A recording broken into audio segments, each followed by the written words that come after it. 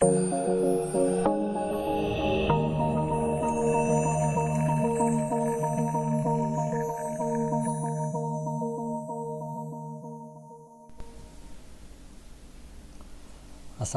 warahmatullahi wabarakatuh. Selamat pagi semuanya. Salam budi luhur. Bertemu lagi dengan saya, Yada Budi Perkasa, di video perkuliahan mata kuliah Teori Bahasa dan Otomata pada pertemuan ke-10 yang akan membahas tentang pohon penurunan. Jadi pohon penurunan itu apa? Jadi pohon penurunan itu dia ada istilah pohon dan ada istilah penurunan ya. Jadi pohon itu sendiri ya artinya adalah graf terhubung yang tidak sirkuler dan memiliki satu simpul yang disebut sebagai akar ya. Nah, dari akar ini dia setiap simpul dapat dilintasi. Jadi pohon itu merupakan kebalikan dari pohon di dunia nyata ya. Sedangkan pohon penurunan itu sendiri adalah pohon yang menunjukkan esensi suatu penurunan dari aturan produksi. Berguna untuk menggambarkan cara memperoleh suatu string atau untai dengan cara menurunkan simbol-simbol non-terminal menjadi simbol-simbol yang terminal ya. Kelemahan dari pohon penurunan ini adalah dapat terjadinya ambiguitas ya atau banyak arti ya. Nanti kita jelaskan tentang ambiguitas di slide selanjutnya. Nah, sebagai contoh, misalnya saya ada aturan produksi S masihkan A besar B besar ya. Kemudian A besar itu masihkan A kecil A besar atau A kecil, kemudian B masihkan B kecil B besar atau B kecil ya. Diasumsikan bahwa simbol awalnya adalah S ya. Nah, dari soal ini kita bisa membuat lebih dari satu pohon penurunan ya. Jadi tidak hanya salah satu saja ya, tapi ada banyak. Nah, yang saya tampilkan ini adalah salah satu contohnya saja. Nah, kita mulai dulu dari S ya. S tadi kan masihkan AB ya. A besar B besar. Jadi pohon penurunannya bisa dilihat di sebelah kanan ya. Kemudian dari A itu bisa memastikan A kecil atau A kecil A besar ya, atau A kecil saja. Nah, kita ambil contoh yang sebelah kiri yaitu A kecil A besar. Kemudian dari A besar yang sebelah kanan itu dia bisa menghasilkan A kecil saja ya. Maka dia cukup tuliskan A saja ya. Jadi A nya diturunkan dari A besar ya. Jadi boleh diulang, boleh kita ngambil yang beda. Kemudian untuk B, karena itu B itu masih simbol non terminal, maka bisa diturunkan lagi menjadi B kecil B besar ya. Selanjutnya, nah ini ya, B kecil B besar itu bisa kita ulang lagi, jadi tidak mesti nurut alurnya, tapi bisa kita ulang lagi, yaitu B kecil B besar lagi kita turunkan. Dan untuk menutup pohon penurunan ini, maka B besar kita pilih penurunannya yang B kecil saja ya. Nah, jadi seperti itulah pohon penurunannya, karena itu semuanya sudah menghasilkan simbol terminal ya. Cara membacanya bagaimana ya? Cara membacanya adalah baca setiap simbol terminal itu dari kiri ke kanan, kemudian dari atas ke bawah. Jadi dari kiri ke kanan, kemudian dari atas ke bawah. Nah, setiap bertemu simbol non terminal, maka kita harus turun ke kiri bawah ya. Nah, untuk memvisualisasikannya lihat di slide selanjutnya ya. Nanti kita baca ya. Nah, dari pohon penurunan ini ya, bisa kita simpulkan bahwa string yang dihasilkan atau untai yang dihasilkan adalah AA BBB ya, seperti itu. Nah, cara membacanya seperti ini ya. Itu kan ada S ya. S itu simbol non terminal, maka kita turun ya. Kemudian A ketemu lagi itu simbol non terminal ya. Simbol non terminal kita turun lagi, ketemu A kecil ya. Nah, dari A kecil ini kita ke kanan ya. Ke kanan ketemu A besar lagi, maka kita harus turun ya. Ketemulah A kecil lagi, maka jadinya A ya. Kemudian A kita lihat lagi itu simbol non terminal, maka kita naik ya. Karena sebelah kiri sudah habis, maka kita naik 2 tingkat ya.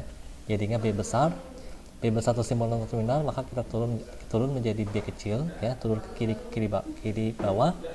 Kemudian ke kanan lagi menjadi B besar, turun lagi menjadi B kecil, ke kanan lagi menjadi B besar, lalu turun lagi menjadi B. Maka hasilnya adalah ini ya. Saya gambarkan ya. Ini jadinya A besar ya, A kecil, kemudian A kecil lagi, kemudian B kecil ya, lalu B kecil, kemudian B kecil lagi ya. Jadi yang dibaca adalah yang huruf kecilnya saja ya. huruf besarnya tidak perlu dibaca. Jadi simbol stringnya adalah A kecil, A kecil, B kecil, B kecil, B kecil, seperti itu ya.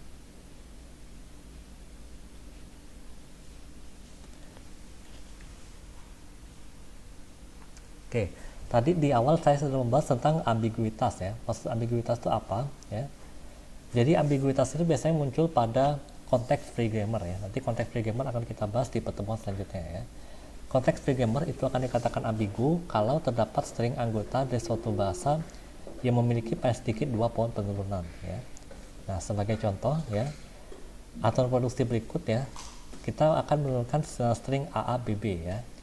Tapi AABB ini dia memiliki 2 pohon penurunan yang berbeda ya, dan hasilnya sama ya. Aturan produksi yang dimaksud adalah S masukkan SS atau ASB atau epsilon ya, atau string kosong. Lihat bagaimana ilustrasinya seperti ini ya. Nah, di pohon sebelah kiri itu bacanya seperti ini ya. Saya gambarkan. Nah, A kecil ya. Kemudian kita ke kanan ya. Ke kanan ini. Ke kanan ini ya. Kemudian ketemu B. Nah, maaf, bukan seperti ini ya. Bacanya ini kan karena ini kan ketemu simbol non terminal ya, makanya kita turun ke bawah ya. Ketemulah A kecil, A kecil lagi, kemudian ketemulah dengan simbol non terminal lagi, lalu turun ya, turun karena ini simbol non terminal ya. Turun ketemu epsilon ya, epsilonnya tidak perlu kita baca ya. Nah, kemudian kita naik lagi, naik ketemulah B ya, B kecil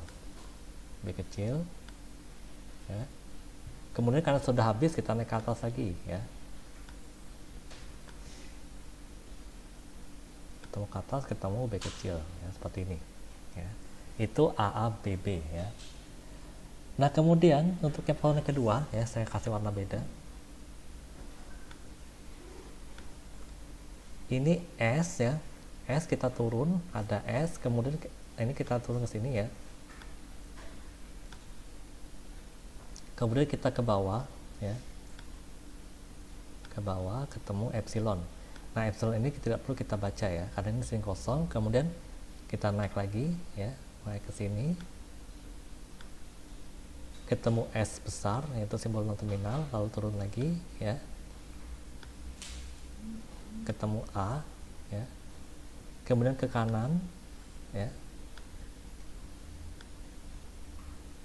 Ketemu S besar, S besarnya itu adalah simbol non terminal ya. Kemudian kita turun ya, karena ini simbol non terminal, kita turun. Ketemu A kecil ya, A kecil, kemudian kita ke kanan. Ketemu B kecil ya, jadinya AABB. Kemudian kita naik lagi ya, naik ketemu B kecil ya. Nah, jadi sama ya, hasilnya adalah AABB ya. Dari string yang dihasilkan tersebut sama, cuma pohon penurunannya beda. Nah, inilah yang dinamakan dengan ambiguitas ya, seperti itu. Nah, cara mereka ambiguitas bagaimana ya?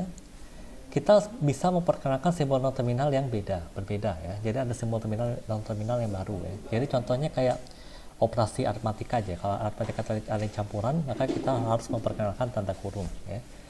Kemudian masing-masing simbol non terminal tersebut akan mewakili ungkapan yang membagi tingkat binding strength atau kekuatan ikatan. Bisa dikatakan sebagai prioritas ya. Ada beberapa simbol ya, yaitu faktor, suku, dan ekspresi ya.